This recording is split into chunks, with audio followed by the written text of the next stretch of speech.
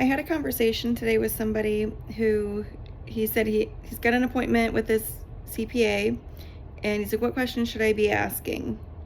So I wanted to share a couple thoughts when you're meeting with your CPA. One is, make sure that if you're going into the meeting and you're expecting proactive advice, that they know that they're not just looking to review the prior year, but you're looking to see what can be done in the upcoming years even, to reduce your tax liability if that's what you're looking to do. And also, you need to make sure that you have all of your projected income. They're going to need your net income, the character of the income. You've got your rentals, your W-2, your business income, your K-1 income, wherever your income is coming from, your investment portfolio, so qualified dividends, capital gains. They're going to need to know a good idea of where you're projecting all of that to land for the year. But then you also want to let them know things like, what kind of cash do you have, and what are your intentions with that cash? So are you looking to diversify your portfolio? Are you looking to have passive income? Are you looking to invest in something for 6 months, for 5 years, for 10 years?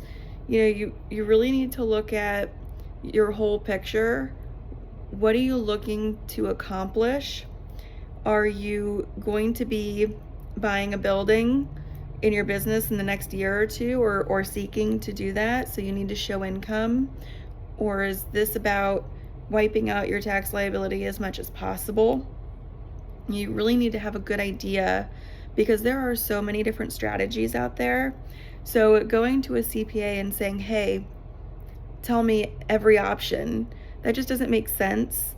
They're not going to be able to teach you the tax code, and you don't want to. Like, it's not that exciting. So you really need to give them enough information for them to bring to you the tax strategies that make sense for your specific situation. So if you're interested in rentals, what kind of rentals? Are we talking long-term, short-term? What are you comfortable? Because they could tell you, if you say rentals, that is enough. Like, okay, we give you an idea of the various different types of rental investments that you could get into, some pros and cons.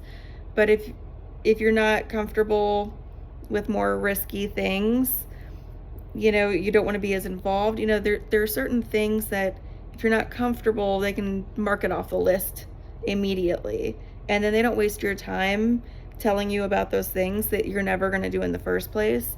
So just letting them know, "Hey, I was thinking about rentals. Give me a little bit of information." And you can say yay, nay.